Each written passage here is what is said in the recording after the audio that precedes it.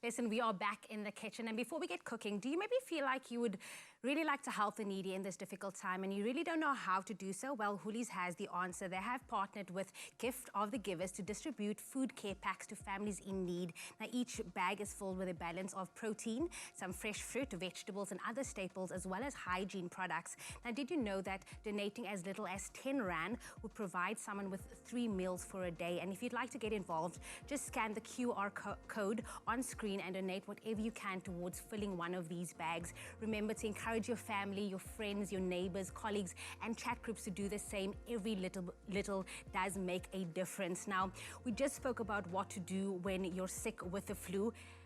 Let me tell you, chicken soup has always been the answer to get us warmed up this winter. Chef Clem is in the kitchen preparing a whole chicken soup loaded with nutritional veggies and to teach us how to do this. Yeah, this is a great one, and it's not my recipe, it's Hannah from Taste Magazine's recipe, and I really love it because everything's chunky. So I think it's amazing. You get like the flavors and you get the textures out of a soup, because a soup, we understand, can be a little boring, but when you actually amplify the flavors and the textures, and this, I call this a stoop. A stoop, why? Stoop, it's a stew soup.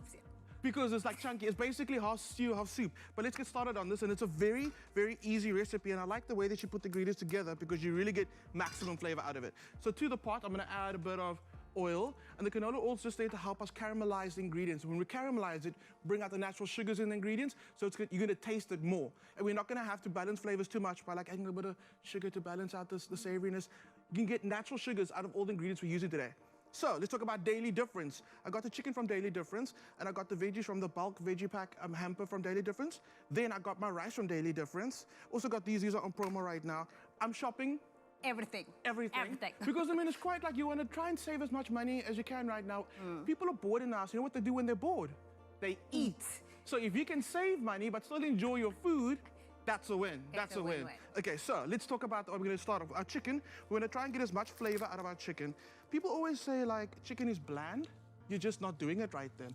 Chicken is amazing, and there's so much flavor. You get flavor from the skin, you get flavor from the flesh, you get flavor from the bones, and you should utilize all of that when you're using chicken in a stew, in a soup, or even when you're roasting it like we did on Friday. So let's talk about how we're going to do that. The first thing is... you're the chicken king, because you can sell a chicken to anyone. I was watching the show, and I was just like, I even want to eat that chicken. Like, that chicken looks so good. But it's so weird because chicken almost sells itself because it's so easy to put together.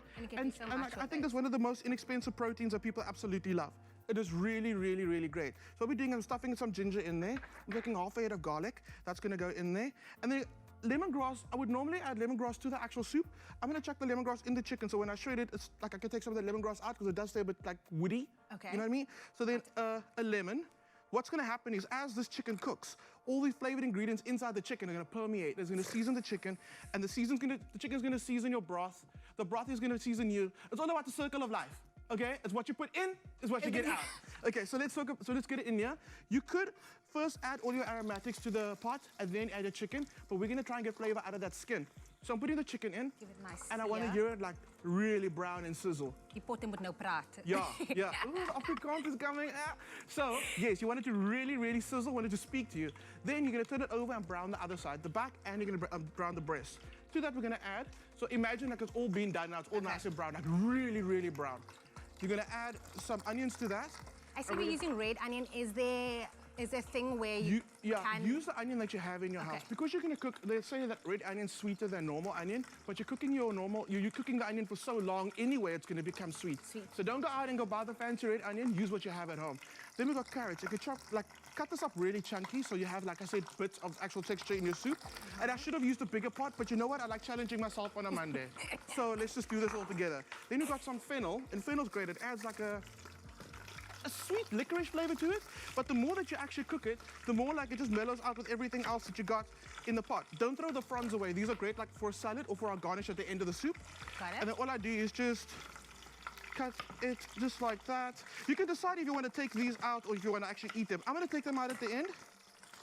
Oh, you will take the fennel out? Hey? You're going to take the fennel out at the end? So at the end, yeah. But if you wanted to keep it in there, chop it a little finer.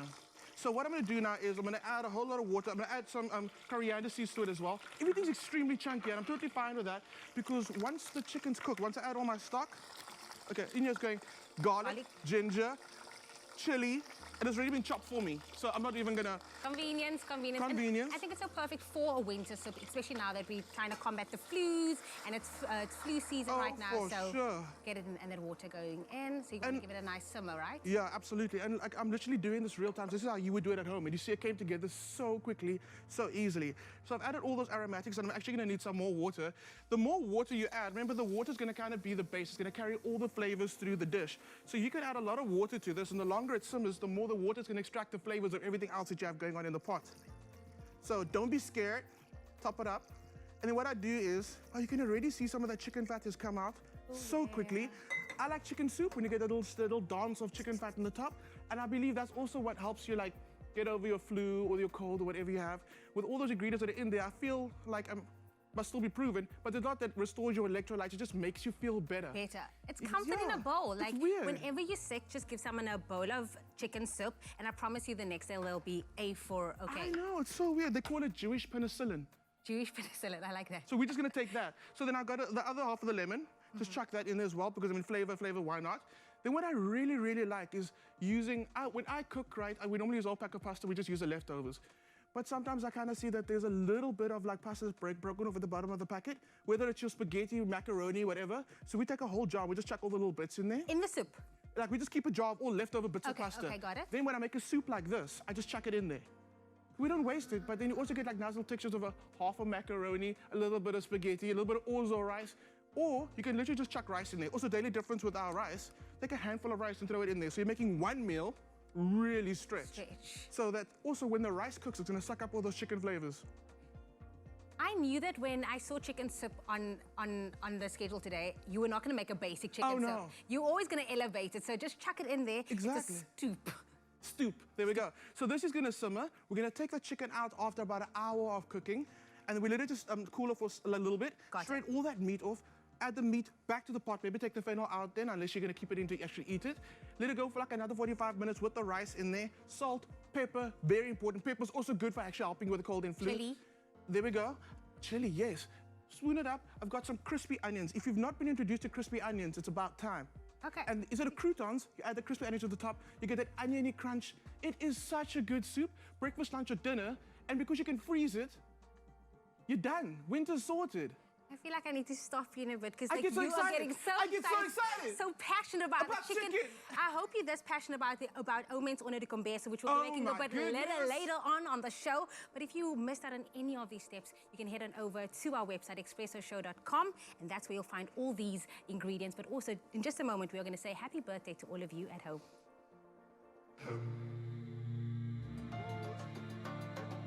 Thank you.